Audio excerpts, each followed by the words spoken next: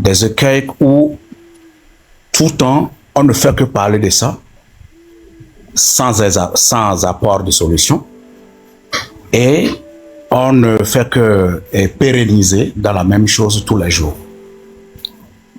Qu'est-ce que je veux dire par là? C'est parce que ces guéguerres-là qui sont actuellement sur les plateformes, moi je peux dire seulement que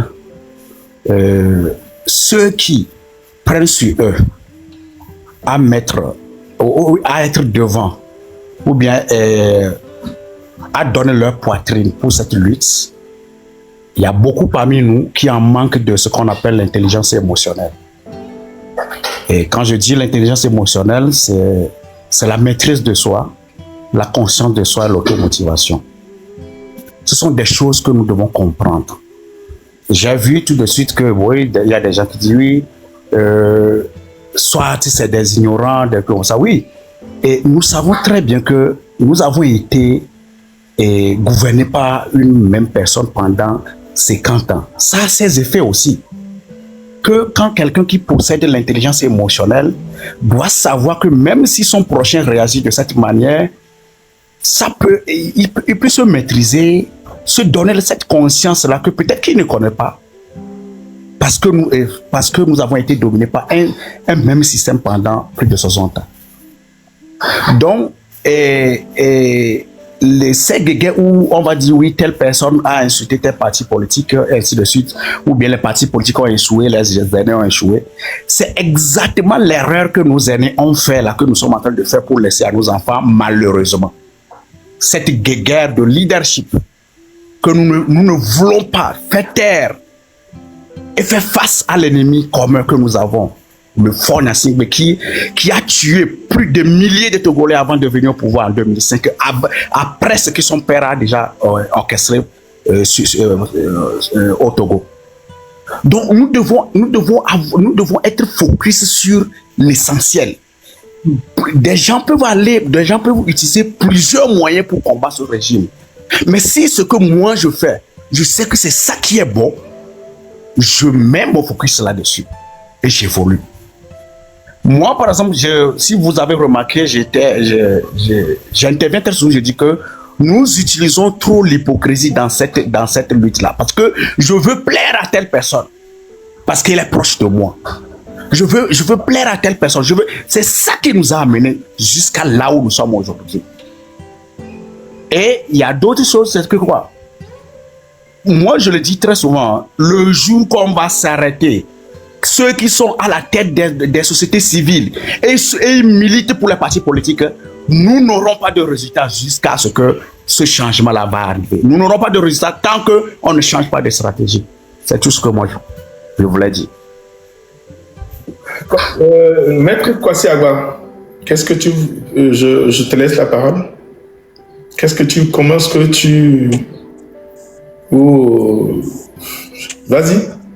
Oui, je te remercie, Elliot. Personnellement, moi, je reste sur 2 points qui sont essentiels. Je pense qu'il y a des pôles d'opposition. C'est ce que je disais ce matin sur l'autre plateforme, en fait.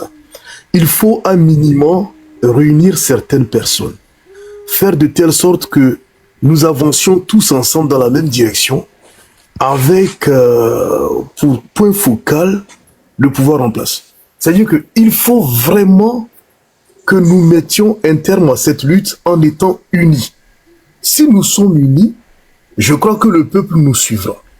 Et ça, c'est un message que le peuple nous a envoyé le dimanche passé quand il y a eu le meeting. Le message, il est clair. Politiquement, il faut juste tout simplement le lire. Le peuple envoie ce message comme quoi, si les leaders sont unis, il suivra. Parce que depuis un certain temps, nous sommes interrogés sur le fait de savoir si le peuple est encore debout, s'il est encore intéressé par la lutte et s'il est vraiment décidé à en découdre avec le pouvoir en place. Et là, la réponse, elle a été donnée. Alors, aujourd'hui, nous qui sommes unis ici, s'il y a un message qu'on peut se donner mutuellement, c'est celui de faire de telle sorte que nous puissions intervenir auprès des voix les plus autorisées et leur demander de faire preuve d'humilité, de pardon et faire de telle sorte que l'on puisse aller vers l'autre en fait, pour discuter, faire de telle sorte que le peuple nous voit tous unis. Au moins idéologiquement, même si on ne peut pas dire qu'on est unis, au moins qu'on comprenne que nous avons un ennemi commun. Ce n'est plus un adversaire, c'est un ennemi. Et qu'on en finisse une fois pour de bon. Une fois que tout est fini, je crois que nous aurons l'occasion et le loisir de faire face les uns aux autres, en fait. Et là, on fera la vraie conquête du pouvoir. Quand tout sera dépoussiéré, qu'on aura des institutions fortes et sincères. À mon sens, c'est ce qu'il faut faire. Aujourd'hui, les querelles d'ego, il faut les laisser de côté. Les querelles de leadership n'ont plus droit de citer. Ce qui importe, c'est comment bousculer ce pouvoir. C'est tout. Et il faut, pour ce faire, que nous fassions aussi preuve de sensibilisation. Partout où nous serons, il va falloir que nous ne perdions pas le moindre espace pour faire passer le mot comme quoi nous avons l'impérieux devoir de faire quitter ce pouvoir. Sinon, si ça dure encore quelques années, le Togo sera complètement dans un état de déliquescence totale. Bah, merci beaucoup, maître.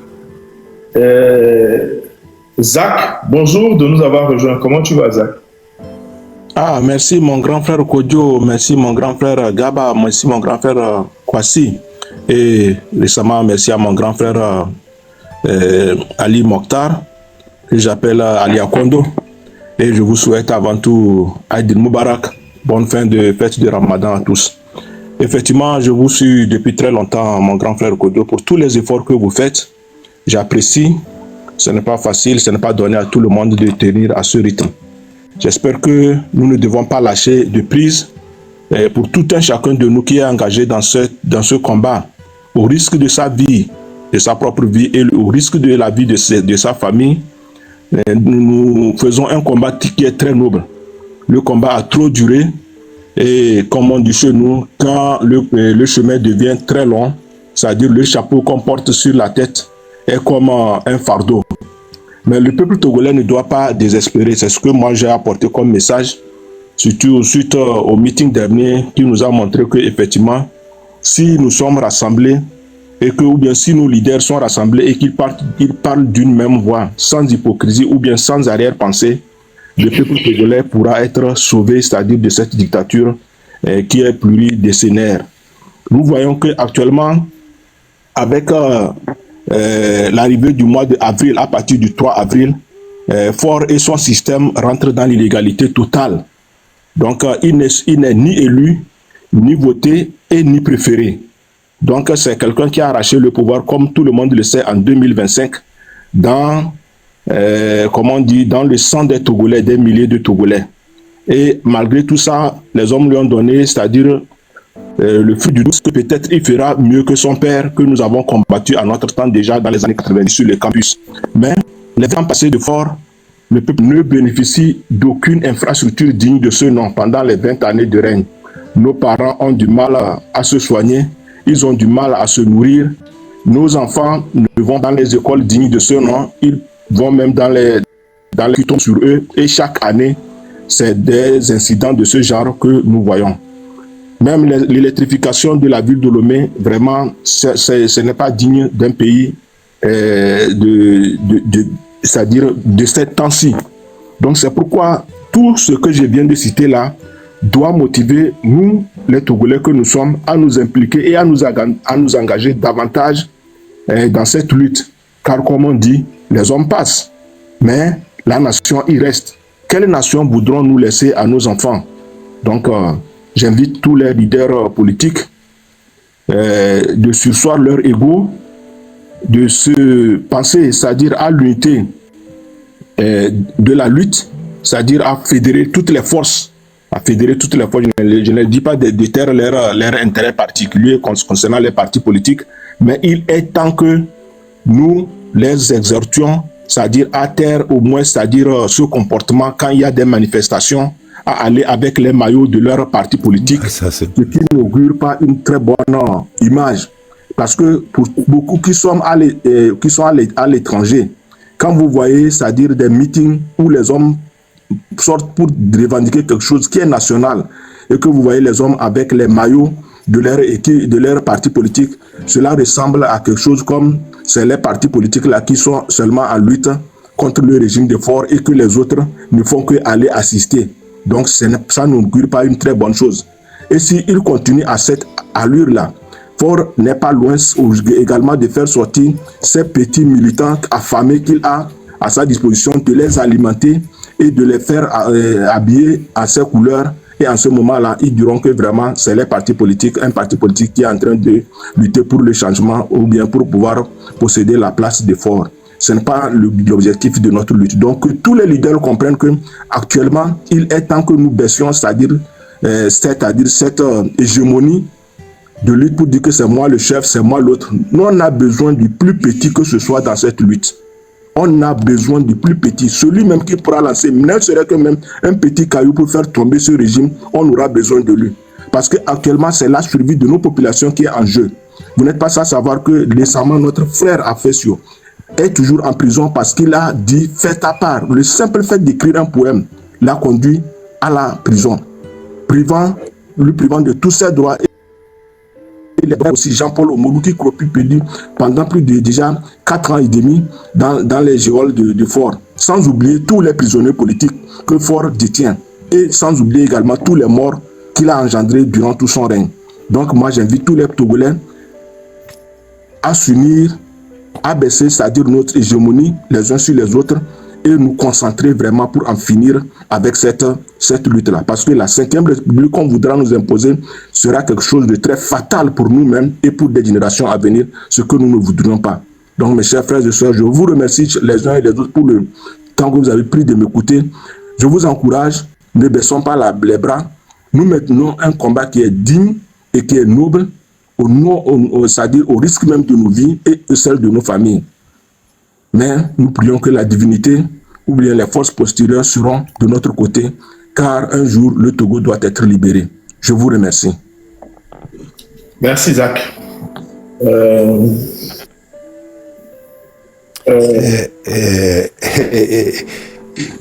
Bon, merci pour tout ce qui est dit, mais ce que je veux dire, on répète toujours la même chose et on trouve toujours les mêmes arguments sur les plateformes, quoi qu'il arrive au Togo. Il y a quand même 2 chartes qui ont été signées par 2 groupes différents de partis politiques. C'est déjà une marche en avant. Il y a une charte qui a regroupé certains partis politiques et le lendemain ou la semaine d'après, ceux qui n'étaient pas d'accord avec cette charte-là ont créé leur charte. Donc c'est un pas qui fait qu'ils avancent. Et puis ces 2 chartes-là, qu'est-ce qu'ils ont fait? Ils se sont retrouvés le 23 à Kassimé. Donc l'union, le regroupement, ça se fait par des organisations, par des actes, par des faits. Donc arrêtons de dire on n'a pas d'ego. Et ils n'avancent pas, hein. Ce sont les égos qui font avancer les hommes.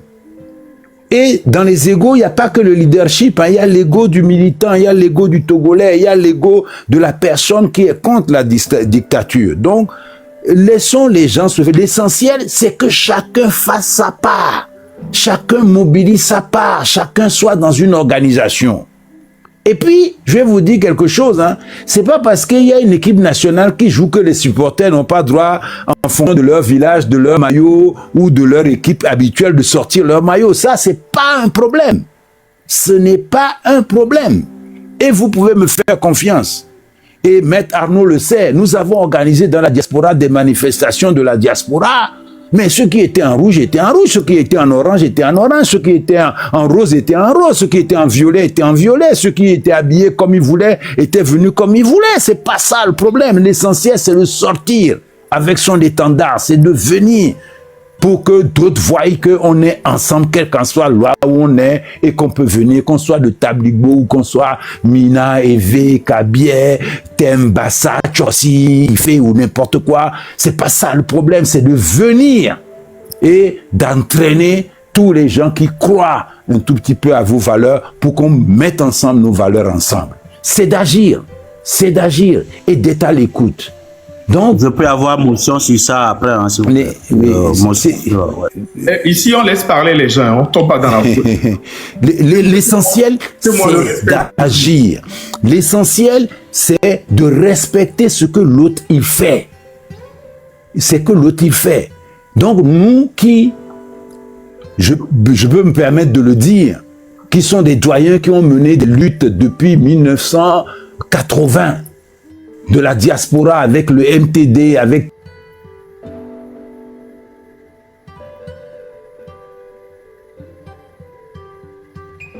t'as vu à Morin avec Claude Améganvi. On a suivi tous les mouvements, quels qu'en soient les mouvements qu'il y a sur le terrain. Si c'est le code 1, c'est bon. Si c'est CST, c'est bon. Quand c'est Arc-en-Ciel, c'est bon. Quand c'est le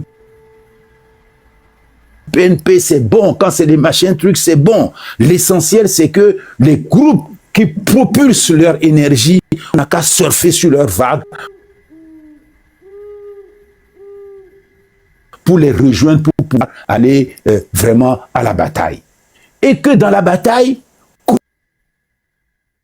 croire que la bataille ne conduit que systématiquement à la victoire et que donc si tu n'as pas la victoire, t'es pas bon, t'as échoué, donc t'es mauvais, t'es machin, c'est illusoire. C'est les échecs qui apprennent l'expérience. C'est quand on fait, qu'on vit des échecs, qu'on construit vraiment la victoire de demain. Donc, mes frères, quand on a fait la manifestation de la diaspora, parce que je vais parler de ce que moi j'ai vécu avec Arnaud et bien d'autres personnes, franchement, la couleur ne nous a pas gênés. Au contraire, ça nous a motivés dans toutes nos manifestations. On ne peut pas imposer à quelqu'un de changer ce qui le motive, lui, s'il veut la porter dans la corbeille. Ce qu'il veut amener il n'a qu'à amener ça dans la corbeille. L'essentiel, c'est qu'il faut qu'il soit sur le champ de bataille, qu'il partage les mêmes valeurs, qu'il vienne sur le champ de bataille. C'est le champ de bataille qui est maître. C'est le champ de bataille qui crée le rapport de force. Et après, si le champ de bataille a une bataille prochaine ou a une bataille décisive, on décide quelque chose, mais c'est le champ de bataille qui va déterminer ça.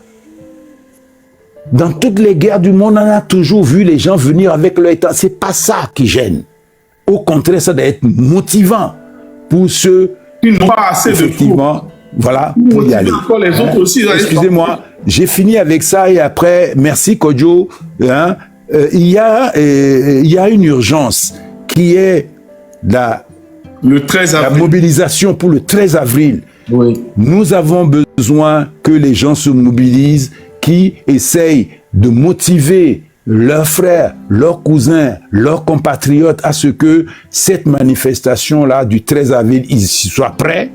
Et que si l'opposition tout entière, comme ils nous l'ont promis, je crois, et je crois deviner, à la diaspora, on sera à Bruxelles le 27, quels qu'en soient vos étendards, venez sur le terrain. Et c'est sur le terrain, quand tu rencontres ton compagnon de lutte, vous discutez des divergences. C'est sur le terrain de bataille, c'est sur le champ de bataille que ça se discute.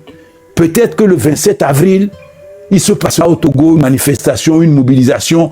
Nous, dans la diaspora, mobilisons-nous, encourageons-nous, encourageons les nôtres, mettons la main à la poche, trouvez les moyens. Si c'est des associations que vous voulez soutenir, soutenez-les. Si c'est des partis politiques, soutenez-les. Si c'est des individus, soutenez-les. Mais si c'est des compatriotes que vous connaissez et que vous voulez motiver parce qu'il manque les moyens pour se déplacer, pour aller dans les manifestations, soutenez-les concrètement. Seule la lutte libère. Je vous remercie. Je vous souhaite bon dimanche. Et Kodjo, je vais descendre parce que j'étais venu vraiment pour faire un petit coucou. Arnaud, on s'appelle. Ça fait très longtemps et qu'on reparle un tout petit peu de ce dont on a toujours parlé. C'est la convergence de la lutte. Et tu sais très bien que c'est pas un truc qui se fait au claquement de doigts et que toi et moi, on a beaucoup travaillé là-dessus. On reprend encore notre bâton de maréchal pour aller faire ce travail-là avec ceux que tu sais qui sont importants pour faire débloquer la situation.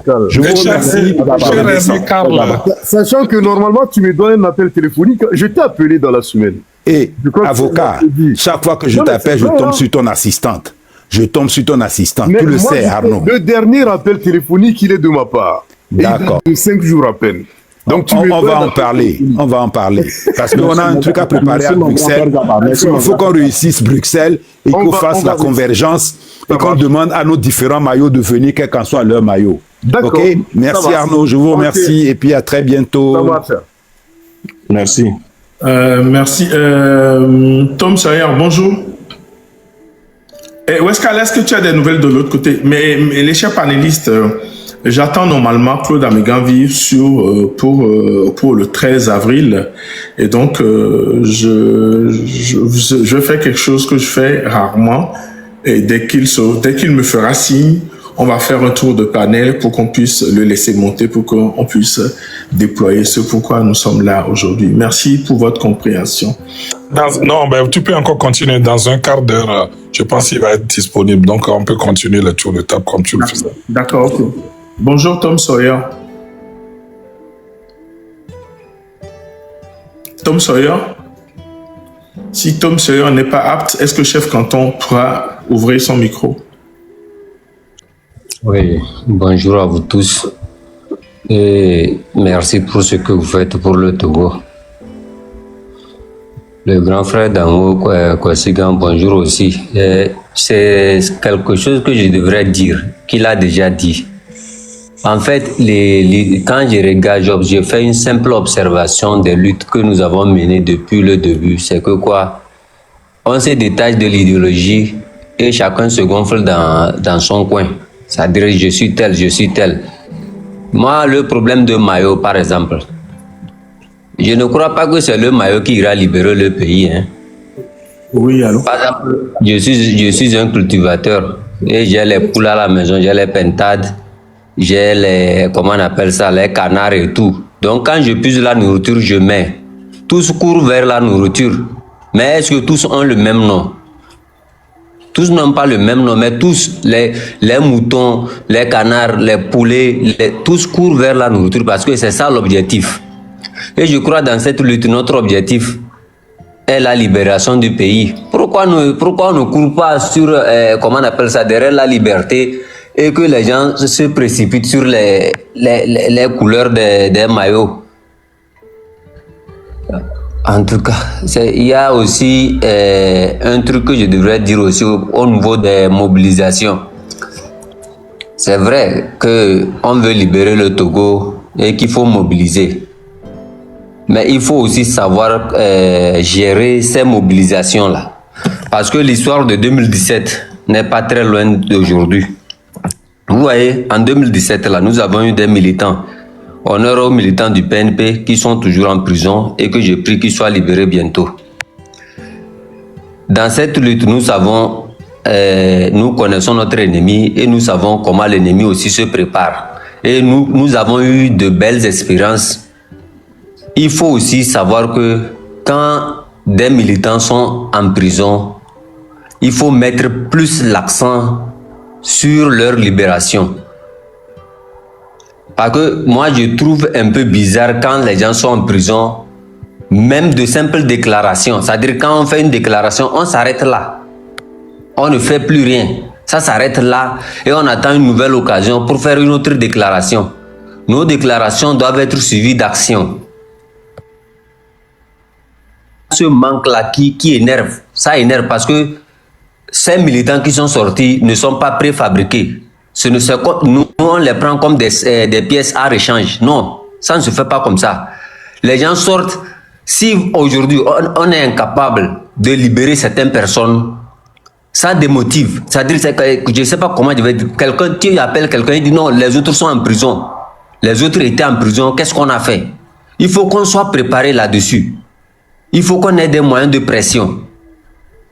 Il faut c'est-à-dire que le militant sache que où que je sois, qu'il y a une morale, il y a une présence humaine derrière moi. Et c'est ça qui fait qu'il pourra tenir, même s'il est en prison, il ne sentira même pas comment on appelle ça, Oui. Est-ce que tu sais que quasiment chaque semaine, on a des délégations qui vont rendre visite aux gens qui sont... Est-ce que tu le sais? Je m'informe sur beaucoup de choses. D'accord. Est-ce que tu sais que ça se passe? Quand tu viens et que tu tiens ce genre de discours, c'est comme si on les a abandonnés. On fait le meilleur, on donne le meilleur de nous pour les assister, pour subvenir à leurs besoins quotidiens et même des fois, à la limite de moi, voir leur famille ou s'enquérir de leur nouvelle. Et excusez-moi.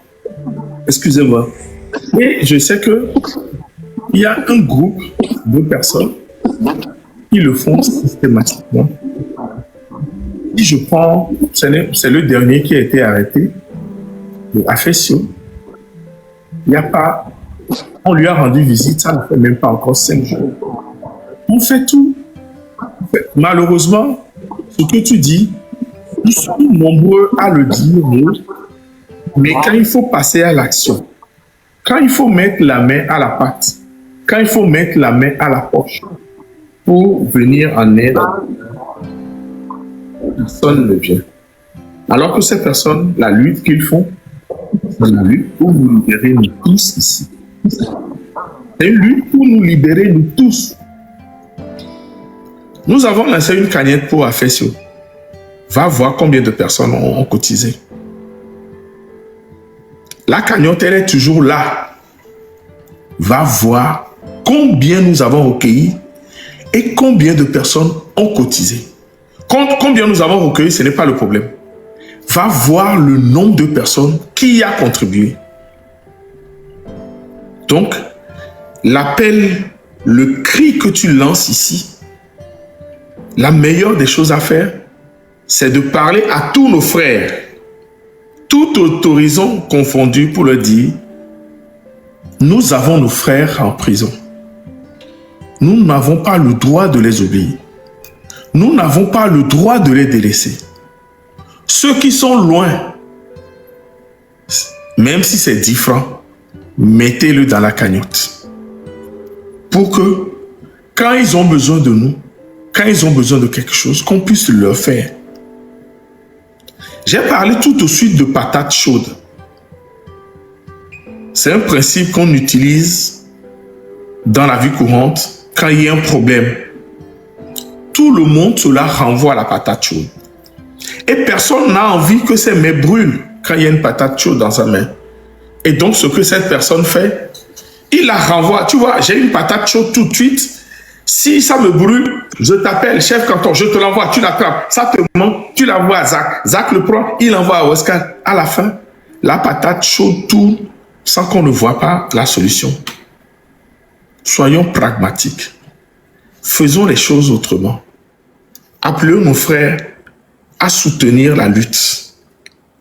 Quand nous demandons des contributions pour ci et pour ça,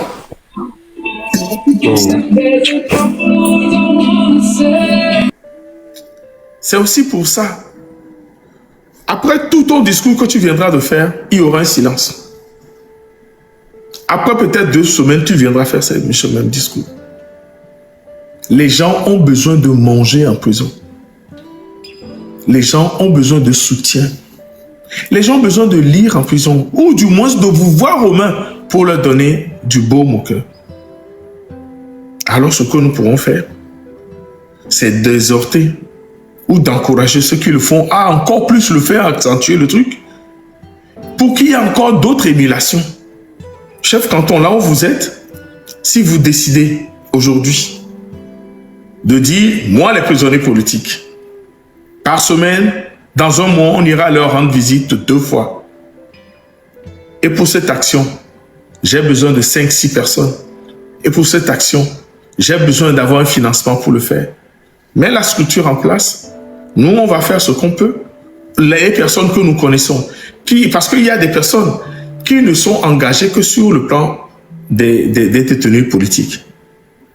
Si on doit écrire un programme, un projet pour qu'on puisse recueillir de l'argent, pour qu'on puisse le faire, ce sera avec plaisir. Ça ne sert à rien d'envoyer de la patate chaude. Moi, chez moi, c'est un principe. Et moi, j'ai pour habitude de ne pas critiquer ce que font les autres. J'ai dit ici tout de suite que des fois, nous pensons que telle ou telle personne peut faire ça. Et limite, nous exigeons ça de lui. Méprisant ou méconnaissant ses forces réelles. C'est comme des personnes qui s'habillent bien, qui sont dans des grosses voitures. Et que les gens pensent qu'ils sont riches. Mais derrière, c'est des dettes. Quand ces personnes sortent et rentrent chez lui, quand il se déshabille, il est nu sur son lit. Limite, il pleure. Mais tu ne verras jamais pleurer en public. Tu le verras avec sa Bentley, cravate, machin, pompeux, tout ça là. Le peu d'argent que tu as, tu vas encore lui donner. Mais ce monsieur, c'est un miséreux. C'est comme ça nous percevons les gens. C'est comme ça, derrière, c'est rien. Donc, je partage un peu ton discours, mais je t'exhorte à aller dans l'action. Comme c'est un sujet qui te tient à cœur, que tu adores, je pense que si tu le prends, tu pourras faire de ça ton créneau, ton bâton de pèlerin. Comme ça, les prisons de Lomé, les prisons de Tchédje, les prisons de Kara et tout ça là, tu les équipes. Tu dis prison de Lomé, c'est cette semaine, et puis tu fais un programme, et puis on te suit. C'est pas mieux comme ça?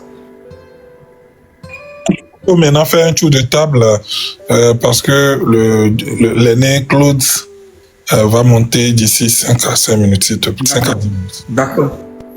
Tom Sayar, bonjour. Oh, chef, je t'ai lancé un truc. Hein. Si tu veux rebondir dessus, tu peux facilement. Chef canton. C'est chef canton, non? Chef canton de Pézidé. C'est de quelle localité, Pézidé? Allô? Allô? Bah, il n'est pas là. Bon. Togo Vitité, je te laisse y aller. On va recevoir Claude Améganvi. Ah, ok. Normalement, en fait, moi, je voulais normalement rebondir. Je pense que c'est ce que chef canton aussi est venu dire. Et ce que nous devons comprendre, moi, je le dis toujours, hein, et on ne veut pas vraiment apprendre du passé. Si on veut vraiment apprendre du passé, il y a des choses qu'on ne va plus refaire. S'il vous plaît, vous êtes où, vous? Moi? Oui, vous êtes où? Je suis au Togo. Bah, où? Vous êtes au Togo. Donc, vous étiez à Kassimé la dernière fois? J'ai pas été, non. D'accord, ok, d'accord, c'est bien. Allez-y. Okay. Donc, cette histoire de les sortants, les manifestants doivent se mettre sous maillot, des trucs comme ça. Togo Vitité, tu sais ce que je vais faire? Ouais. Je vais te fermer ton micro parce que à la dernière manifestation, tu n'y étais pas. Mais tu étais à Lomé et tu te permets de critiquer ceux qui y sont. Je suis désolé pour toi. C'est injuste. C'est injuste. Si tu me fermes le micro, mais c'est injuste, oui. Il n'y a pas de problème. J'avoue que je suis injuste. J'avoue que c'est injuste. Excuse-moi, j'avoue que c'est injuste. S'il te plaît, j'avoue et j'admets que c'est injuste. Ok? Frère Kwasi Agba, comment tu vas? Je te laisse faire le tour et puis on y va. Oui, je veux bien. Bon, c'est une nouvelle présentation, mais comment le faire? Parce que je ne suis pas tellement rompu à la pratique, en fait. De TikTok? Non. En fait, quand on parle du tour, en fait, on se présente ou comment? Non, c'est juste pour dire... c'est juste pour là, je sais que tu as dit ce que tu avais à dire et puis moi, je fais juste un tour de panel pour que les gens s'expriment sur le sujet. Oui, et puis si tu veux écouter, puisque j'ai fait quelques interventions. Tu y vas, quoi. Oui. Bon, je leur laisse le soin de continuer, comme ça, s'il y a quelque chose, je vais rebondir. D'accord, ok. Zach. Encore une fois, merci mon frère Kodio pour me redonner encore cette parole. Je tiens à remercier tout un chacun pour son intervention. Mais restons focus que la lutte pour la libération du Togo, c'est quelque chose qui nous tient toujours par cœur. Donc nous devons faire chacun à son niveau de ce qu'il peut et faire tout possible que vraiment cette lutte-là, elle aboutisse. Elle y va dans l'intérêt de nous tous. Moi personnellement, pour avoir travaillé avec feu docteur Agbome Kodjo pendant 4 ans, ou bien 5 ans avant 4 ans avant qu'il ne meure, et que je continue par travailler avec lui, moi je vois que la libération du peuple togolais, du Togo ne revient qu'au peuple togolais. Donc nous ne devons que compter sur nous-mêmes. Et même, moi j'invite ceux-mêmes qui travaillent avec le régime à savoir que les changements que nous voulons, moi à mon niveau, ce n'est pas un changement qui sera un changement rancunier. Ils ont fait des erreurs, ils puissent le reconnaître et qu'ils puissent céder le tablier comme il le faut dans la paix et dans la joie pour qu'aucune âme togolaise ne puisse encore partir parce que nous avons perdu beaucoup de Togolais parce que les hommes se sont accaparés de ce pouvoir. Donc moi je demande à ce que dans cette lutte-là, même si il y a des hommes qui sont partis du parti RPT-UNUR et qu'on convoque des réunions ou bien des meetings et qu'ils puissent participer. Parce que, comme je l'ai dit l'autre fois précédemment, nous les hommes, nous sommes partants. Hein. Notre temps est tellement limité. Nous avons plus de 50 ans et quelques. Et nous savons combien de temps nous allons vivre. Nous avons vu nos devanciers parmi nous qui ne sont plus de ce monde. Ils ont laissé le combat là. Aimerions-nous également à notre tour laisser le combat là, c'est-à-dire sans l'avoir aboutir et que nos enfants ou bien nos petits frères continuent par souffrir. Donc c'est pour ça que moi je dis que la libération du peuple du Togo émane seulement du désir et de la volonté du peuple togolais. Notre changement n'émane que de notre désir et de notre volonté. Nous voulons bâtir un pays digne de ce nom, un pays où il fera vivre, un pays où aucun citoyen n'aura peur, c'est-à-dire de sa sécurité, un pays où chacun est libre d'aller et de sortir, et un pays où, c'est-à-dire les richesses du pays, pourront profiter même aux plus malheureux. C'est ça le but de mon combat. Nous voulons un pays juste et équitable pour tous. Donc nous devons nous efforcer et nous devons appeler toutes les forces pour que ensemble nous puissions changer cette page-là. Les 38 ans de père et les 20 ans de fils ne nous ont apporté rien de bon. Actuellement même, si fort pouvait se voir, c'est-à-dire dans le miroir et dire que je me suis accaparé du pouvoir pendant 20 ans, qu'est-ce que j'ai pu servir au peuple togolais? Lui-même consciemment, il sera incapable de donner ce qu'il a fait. Mais la misère est là. Tous les jours que Dieu fait, nous recevons des cris d'alarme. Les hommes qui avaient hier même les ressources pour subvenir à leurs propres besoins sont les plus mendiantes aujourd'hui au Togo. Et quand vous recevez des coups de fil de ce genre, mon frère, toute votre nuit, vous n'allez pas dormir. Le peu qu'il va vous demander, même si vous n'avez rien, vous allez même vous endetter pour lui remettre parce que vous savez que hier, la personne là, elle avait quelque chose, elle se débattait et elle menait sa vie et elle venait en aide. Donc, c'est pourquoi moi je vous dis que la lutte là, elle est tant que nous devons la clore. Même si aujourd'hui, Ford changeait et acceptait de changer, retourner à la Constitution de 1992 qui limitait les mandats. Il a fait normalement 2 mandats. Et en plus de ça, il a fait 2 mandats illégaux. Et en plus de ça, il voudrait changer la Constitution pour nous amener dans la 5e République où il n'a été ni voté, ni élu et ni voulu. Imaginez-vous qu'est-ce qui se passera après le 3 avril. Donc nous ne voulons pas un Togo où qui sera un État chaotique. Donc c'est pourquoi moi je continue par lutter et j'interpelle tous le peuple togolais de dire qu'il est temps que nous puissions arrêter, c'est-à-dire cette mascarade ou bien cette volonté de s'éterniser éternellement au pouvoir. Parce que lui-même, il sait qu'il n'a pas les mallettes du pouvoir. Pendant 20 ans, le pays a été disloqué, délabré, en déconfiture. Et il connaît les hommes qui ont mis ce pays-là dans cet état-là. Un président normal devait demander les comptes. Mais aucun homme n'a été arrêté dans cette affaire-là. Aucun politicien, bien aucun dealer n'a été arrêté dans cette affaire-là. En tant que responsable, qui doit rendre au peuple togolais, c'est-à-dire ce qui lui est dû, demain nous présenter normalement pour dire que non, c'est ceux-là qui l'ont appelé la minorité pieuse, c'est eux qui ont pillé le peuple togolais. La honte sera qu'en tant que chef, il a fait son travail, mais il a été incapable. C'est nos petits frères, c'est nos petits camarades qui n'ont pas volé, qui n'ont rien fait du mal au peuple togolais, qui sont actuellement, c'est-à-dire dans les prisons, dans les geôles. Donc, c'est ça qu'on dit que c'est injuste. Donc, c'est injuste de sa part. Tout cela, c'est injuste. Et cette injustice, combien de temps le peuple togolais doit l'accepter? C'est pourquoi, moi, à mon niveau, je demande que vraiment qu'on mette la balle à terre et que vraiment, même ceux qui soutiennent farouchement ce régime criminel et sanguinaire puissent dire qu'il est temps d'arrêter les choses. Merci beaucoup. Donc, je vous remercie encore une fois Zach. pour avoir donné la parole. Merci pour votre compréhension. Merci beaucoup et à très bientôt. Merci. Pour le moment. Merci.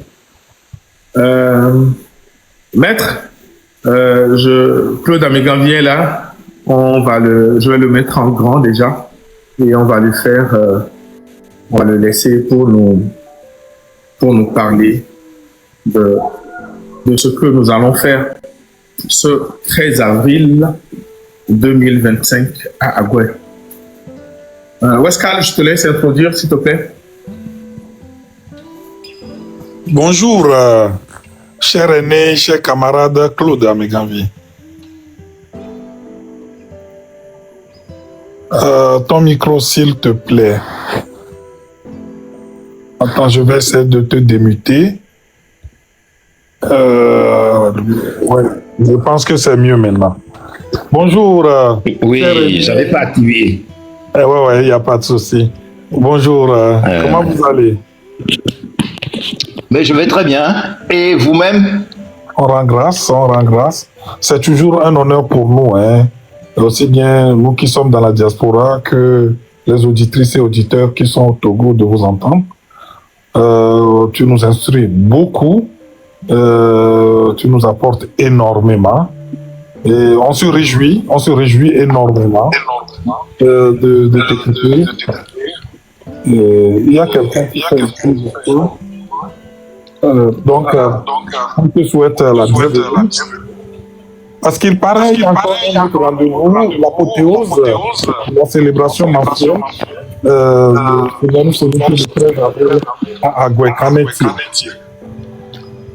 Oui, comme nous l'avons décidé au niveau de la plateforme Sylvanus Olympio Forever, avec tous nos amis que nous retrouvons comme aujourd'hui habituellement sur cette plateforme TikTok pour échanger, nous envisageons pour la 4e fois depuis le début de cette année 2025 de nous retrouver sur la tombe du père de l'indépendance et de la nation togolaise, Sylvanus Epiphanu Elpidio Kwame Olympio, pour lui rendre hommage pour tout ce qu'il a fait pour le Togo. Et tout particulièrement pour ce mois d'avril, qui est le mois de la commémoration de l'indépendance du Togo et du mois de sa conquête, dans sa double forme, que ce soit pour arracher la victoire électorale du 27 avril 1958 et que ce soit pour proclamer l'accession à la souveraineté internationale du Togo le 27 avril 1960.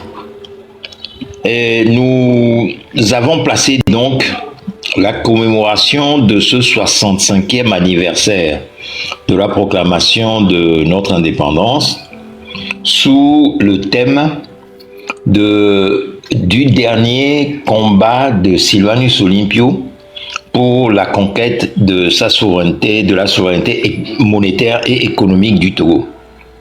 Et en particulier, nous plaçons cette commémoration sous le signe de l'hommage que nous lui rendons pour le combat qu'il a mené pour doter le Togo d'une monnaie nationale, laquelle monnaie nationale est un profond acte de souveraineté qui parachève, c'est-à-dire qui conclut le combat pour la souveraineté globale. Étant entendu que la conquête de la souveraineté au plan politique est ce qui se traduit généralement par la reconnaissance d'un pays comme étant un État indépendant, le fait qu'il puisse